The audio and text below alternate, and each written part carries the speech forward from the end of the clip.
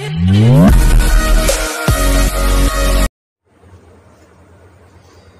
बच्चों, तो कैसे हैं आप लोग।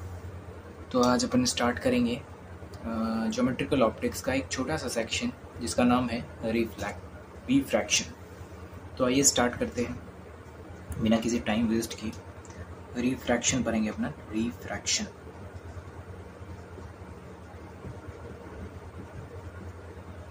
तो सबसे पहले इसका मीनिंग जानते हैं कि रिफ्रैक्शन होता क्या है। तो अपन एक छोटा सा इंटरफेस ले लेते हैं। मान लेते हैं ये एक इंटरफेस है जहाँ पे लाइट इंसिडेंट करेगी। तो ये लाइट इंसिडेंट की तो क्या होता है कि लाइट, अपन जानते हैं कि लाइट एक फॉर्म ऑफ एनर्जी है। तो लाइट जब इस पर इंसिडेंट करेगी तो लाइट का कुछ जो एनर्जी का पार्ट है वो इसी मीडियम में बाउंस बैक कर जाएगा। मान लेते हैं कि ये बाउंस बैक करेगी, तो अपन इस फिनोमिना को बोलते हैं रिफ्लेक्शन। क्या बोलते हैं? रिफ्लेक्शन। अब क्या होता है ना कि लाइट का कुछ part of energy same medium में बाउंस बैक कर जाता है और कुछ पार्ट ऑफ एनर्जी जो है वो अदर मीडियम में प्रोपेगेट कर जाता है, अदर मीडियम में इस तरह से। तो ये जो लाइट एक मीडियम से दूसरे मीडियम में आ रही है, इस फिनोमिना को बोलते हैं अपन रिफ्रैक्शन।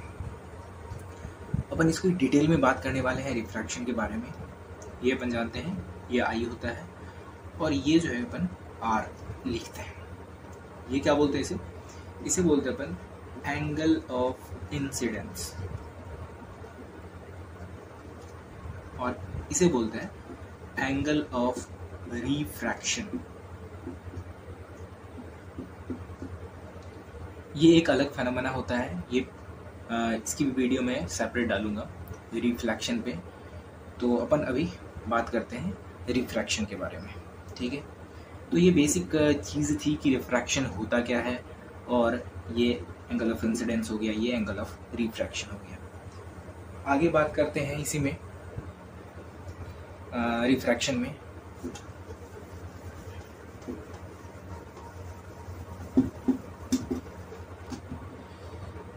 आगे हमें पढ़ना है सबसे पहले इसमें लॉज ऑफ रिफ्रैक्शन के बारे में।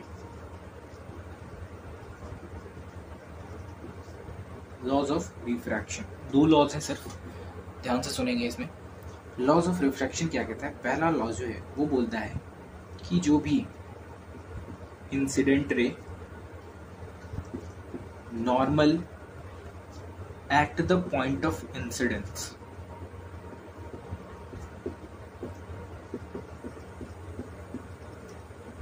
and refracted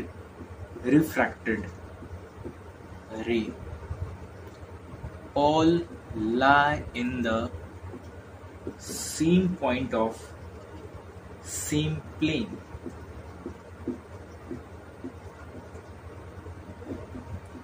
अभी बताता हूँ इसका मतलब क्या होता है। कि अपन ने जैसे कंसिडर किया था स्लैब, अब ये हो गया इंसिडेंट रे और अपन एक नॉर्मल ड्रॉ कर देते हैं यहाँ पे। यहाँ से ये एंगल ऑफ इंसिडेंस और ये एंगल ऑफ रिफ्रैक्शन। तो ये कहता है कि incident ray normal at the point of incidence and refracted ray all lie in the same point of the same plane. यानी ये इंसिडेंट रे, ये रिफ्रैक्टेड रे और ये नॉर्मल एक ही प्लेन में लाई करते हैं। इस पे भी अच्छे अच्छे क्वेश्चंस बनते हैं।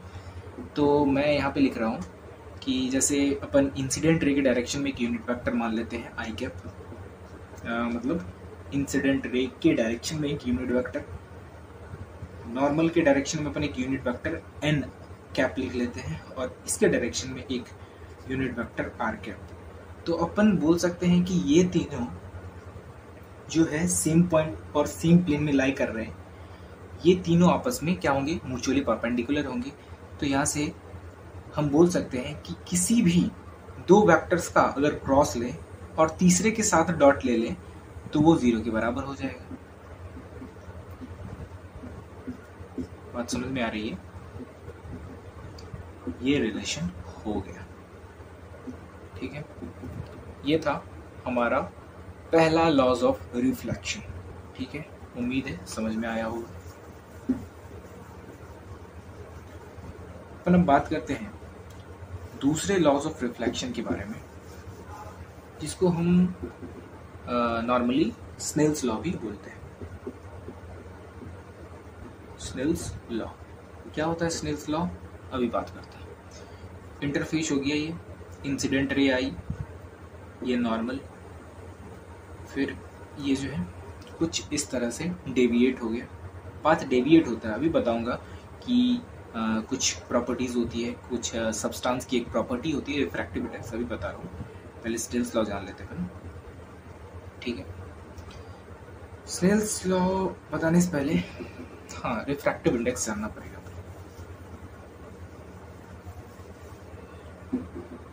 रिफ्रैक्टिव इंडेक्स जान लेते हैं। रिफ्रैक्टिव इंडेक्स कुछ नहीं है बेसिकली, ये किसी भी सब्सटेंस की एक प्रॉपर्टी है। इसको म्यू से डिनोट करते हैं जनरली। म्यू इक्वल्स टू लिखते हैं speed of light in vacuum divided by speed of light in any medium, तो अपन इसको CY भी लिखते हैं शॉर्ट में। Speed of light in vacuum, ये क्या है? Speed of light in vacuum, और ये speed of light in any medium, इसको अपन जनरली म्यू से डिनोट करते हैं। तो ये एक सब्सटेंस की प्रॉपर्टी है। म्यू की वैल्यू जिस भी सब्सटेंस की ज़्यादा होगी उसको अपन बोलते हैं ऑप्टिकली डेंसर, और म्यू की वैल्यू जिसकी कम होती है उसको बोलते हैं अपन ऑप्टिकली रेयरर, ठीक है।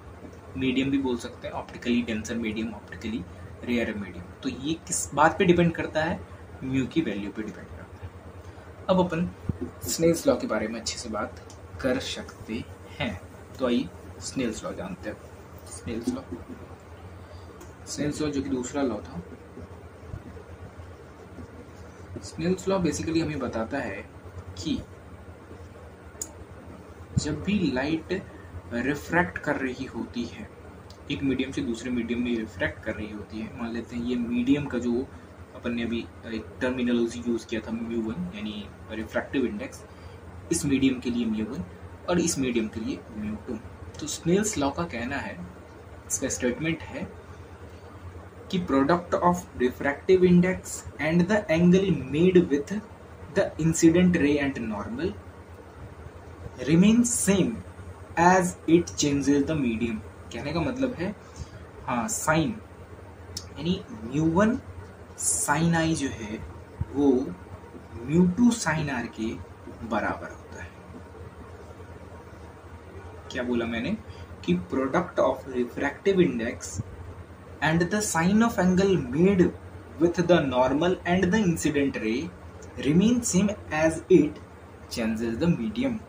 ये बेसिकली उनका स्टेटमेंट है। μ1 साइन आई यानी μ1 और sine of angle of incidence वो बराबर होता है, वो किसी भी दूसरे मीडियम में जाए उसके बराबर होता है। μ1 sine i equals to μ2 sine r के बराबर होता है, ये स्नेल्स लॉ का कहना है।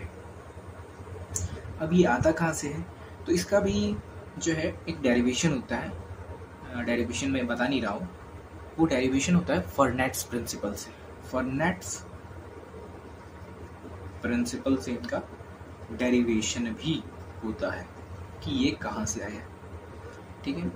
तो फर्नेट्स प्रिंसिपल बेसिकली बोलता है कि लाइट अगर एक पॉइंट से दूसरे पॉइंट में ट्रेवल कर रहा है तो वो ट्रेवल के दौरान उसको सबसे कम टाइम लगता है, लीस्ट टाइम लाइट टेक करता है एक पॉइंट से दूसरे पॉइंट ट्रैवल करने में। इसी को फर्नेट्स प्रिंसिपल बोला जाता है और इसकी हेल्प से अपन ये डिराइव भी कर सकते हैं, ठीक है। तो ये अपन लॉज ऑफ रिफ्रैक्शन के बारे में हो गया। अब अपन बात करेंगे कि कैसा बिहेवियर शो करता है जब लाइट रे एक मीडियम से दूसरे मीडियम में जाता है। तो स्टार मार्क बना के लिख सकते हैं। ये ऐसे इंटरफेस हो गया, जैसे ये μ1 हो गया और ये μ2 हो गया, ठीक है। ये नॉर्मल, तो अगर μ2 जो है वो बड़ा है μ1 से तो अपन बोल सकते हैं कि ये इधर का जो मीडियम होगा वो ऑप्टिकली डेंसर होगा और ये ऑप्टिकली रेयर होगा। तो इसमें क्या एक लाइट की खासियत है कि जब भी वो ऑप्टिकली रेयर से ऑप्टिकली डेंसर मीडियम की तरफ आता है तो वो नॉर्मल की तरफ डेविएट हो जाता है। जाना चाहिए उसको ऐसा, ये इसका ओरिजिनल पाथ है, तो ये रहा नॉर्मल। नॉर्मल की तरफ वो क्या हो जाता है, डेविएट हो जाता है। When a light ray passes from optically rare medium to denser medium, then after refraction it deviates towards normal. ठीक है, ये एक पहली प्रॉपर्टी होगी लाइट की। दूसरी सेम इसी तरह से कि अगर कोई भी लाइट ऑप्टिकली डेंसर मीडियम से ऑप्टिकली, ये मान लेते हैं μ1 और ये μ2, तो इसमें केस अपन बनाएंगे कि μ1 जो है वो बड़ा है μ2 से। तो μ1 अगर μ2 से बड़ा है, यानी ये ऑप्टिकली डेंसर हो गया और ये ऑप्टिकली रेयर हो गया। तो ऑप्टिकली डेंसर से जब ऑप्टिकली रेयर मीडियम में आता है तो लाइट जो है वो भागती है किधर, नॉर्मल से अवे। ये आई हो गया और ये आर हो गया, आर। ये देख रहे अपन, देख सकते हैं ये नॉर्मल हो गया, नॉर्मल से अवे भाग रही है और नॉर्मल की तरफ आ रही है। तो अपन ये कंक्लूड कर सकते हैं कि ऑप्टिकली रेयर से ऑप्टिकली डेंसर में लाइट जो है वो नॉर्मल की तरफ बेंड हो जाती है। ऑप्टिकली डेंसर से ऑप्टिकली रेयर में आने वक्त लाइट जो है, रिफ्रैक्टेड रे जो है वो away from the normal bend हो जाती है। ये दो प्रॉपर्टीज है। ठीक है, अच्छा अगर लाइट बेंड नहीं होती, जैसे ये है, तो ये आई था, तो अपन बोल सकते हैं कि ये भी एंगल आई होगा। तो लाइट कितने डेविएशन बोल सकते हैं इसको, कि अपने ओरिजिनल पाथ से कितना लाइट डेविएट कर गया। तो कितना डेविएट कर दिया, ये पूरा एंगल आई था और ये आर था, तो ये आई माइनस आर हो गया। ठीक इस तरह से भी बोल सकते अपन ऐसे कि ये पूरा एंगल, ये एंगल और ये एंगल पूरा कितना था पहले, आई, ये एंगल और ये एंगल, यानी ये एंगल कितना था, आई। तो इसको अपन बोल सकते हैं कि लाइट अपने ओरिजिनल पाथ से कितना डेविएट होगा, आर माइनस आई। इसको बोलते हैं डेविएशन, कि लाइट अपने ओरिजिनल पाथ से कितना डेविएट हो रहा है। ये अपन कुछ बेसिक बातें कर चुके हैं रिफ्रैक्शन के बारे में। अब इन पे बेस्ड कुछ बेसिक क्वेश्चंस जो कि अपन अगले वीडियो में देखने वाले हैं। Thank you.